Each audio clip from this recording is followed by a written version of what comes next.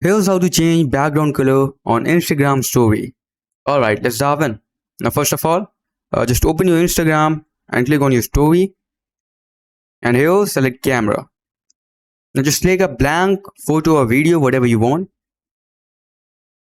After that, just click on these three dots on top right corner and select draw. Now from here you can select whatever color you want. I'm going with this blue one. Now after selecting the color, just hold onto the screen for a second, and as you can see, the color is added. After adding the color, just click on this sticker icon on top and select photo, and select whatever photo you desire from your gallery. I'm going with this one. Add it.